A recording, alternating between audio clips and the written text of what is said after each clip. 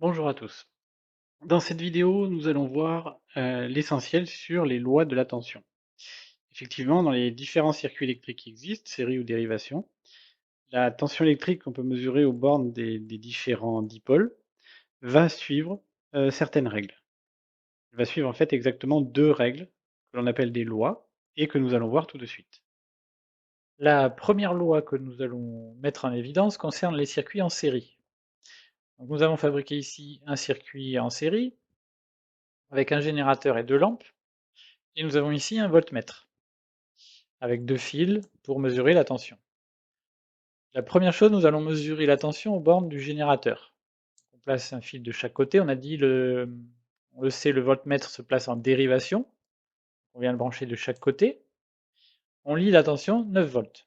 Donc on a un générateur qui délivre une tension de 9 volts. Maintenant, nous allons mesurer la tension aux bornes de chacune des lampes, séparément. On met un fil ici et on met l'autre fil à côté. On est bien en dérivation de la lampe. On note 4,5 volts. Si on fait la même chose pour l'autre lampe, on place donc notre voltmètre de chaque côté de la deuxième lampe, on trouve 4,5 volts à nouveau. Ce qu'on observe, bon, les deux lampes sont identiques, donc elles ont la même tension à leur borne, mais si on additionne la tension de la première lampe avec la tension de la deuxième lampe, aux bornes de la deuxième lampe, on obtient la tension du générateur.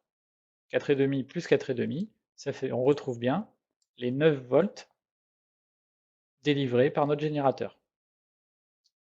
Donc ça va être la première loi qui va concerner les tensions, c'est que dans un circuit en série, on va avoir une loi d'additivité des tensions.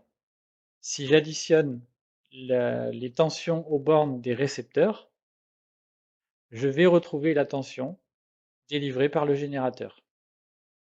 Ici, nous avons deux lampes identiques, on avait deux tensions identiques. Si on change les propriétés d'une lampe, on va changer sa résistance.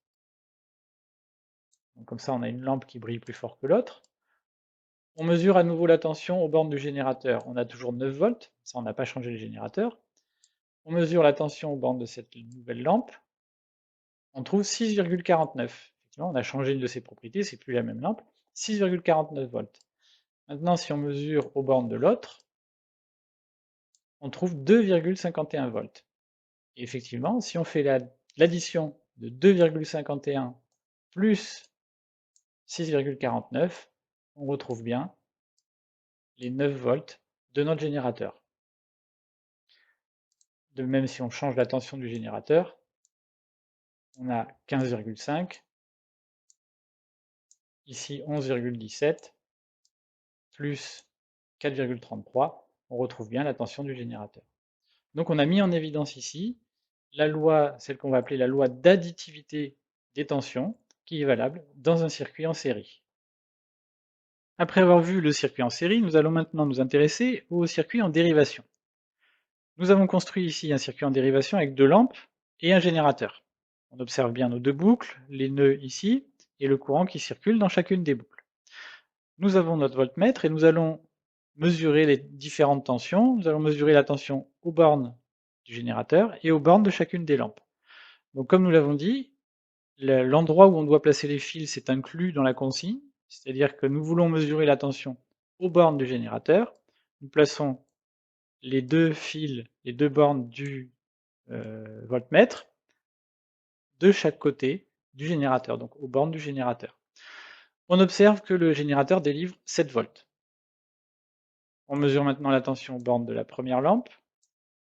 Nous avons à nouveau une tension de 7 volts. On mesure la tension aux bornes de la deuxième lampe.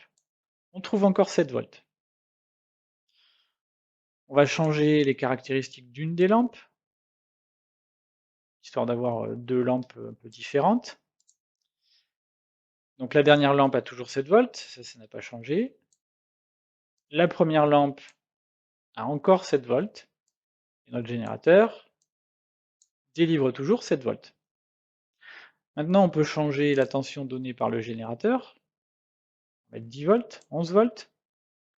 Et on mesure à nouveau aux bornes des lampes. 11 volts aux bornes de la première lampe. 11 volts aux bornes de la deuxième lampe. Grâce à ces observations, on va pouvoir énoncer la deuxième loi des tensions, à savoir la loi d'unicité des tensions valable dans les circuits en dérivation. Alors on l'appelle la loi d'unicité parce que c'est la même tension aux bornes du générateur et des dipôles qui sont branchés en dérivation. Donc comme c'est une tension unique, on l'appelle la loi d'unicité.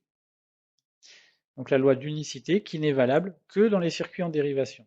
C'est-à-dire que tous les appareils branchés en dérivation auront la même tension à leur borne. Et ceci, là il y en a deux, même si on en met trois, c'est-à-dire qu'on peut ajouter une lampe ici,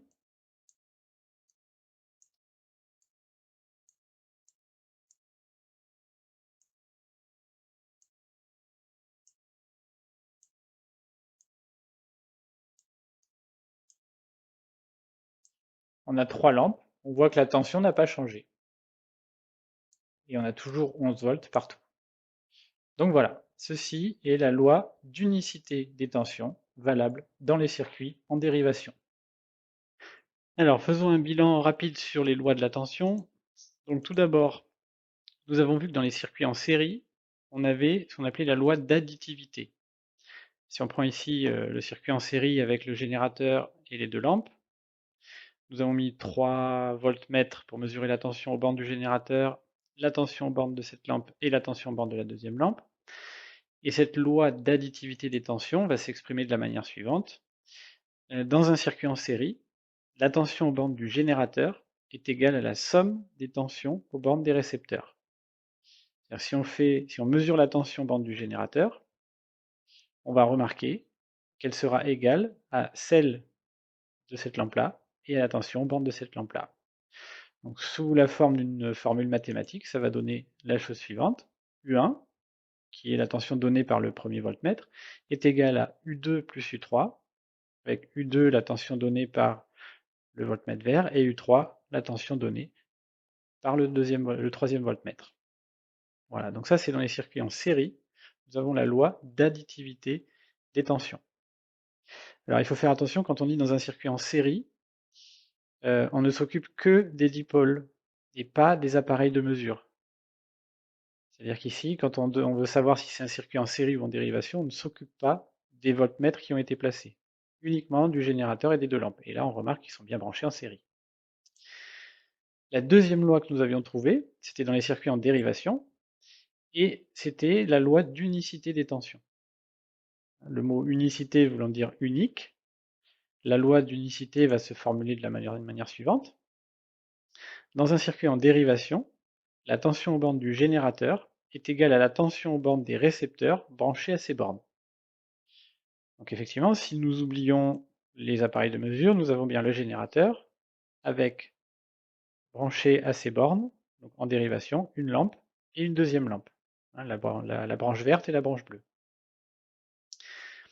Et si nous regardons les valeurs données par les 3 voltmètres qui mesurent la tension borne du générateur, de la deuxième lampe et de la troisième lampe, nous remarquons qu'ils donnent tous la même valeur. Donc sous la forme mathématique, ça va donner la chose suivante, U1 égale U2 égale U3. La tension borne du générateur est égale à la tension borne de la deuxième lampe, est égale à la tension borne de la troisième lampe.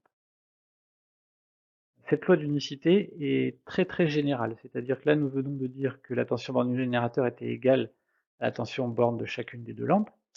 Il y aurait eu 3, 4 ou 5 lampes, c'était exactement pareil.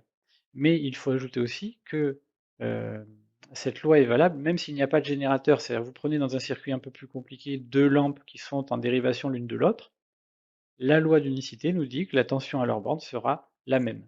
C'est vraiment pour tous les dipôles en dérivation, la tension à leur borne sera la même. Voilà, c'est vraiment très très général. Voilà, nous avons vu l'essentiel sur les lois de la tension, hein, donc les deux lois dans les circuits en série, dans les circuits en dérivation. Donc il faut bien reconnaître le circuit qu'on est en train d'étudier pour savoir quelle loi doit s'appliquer.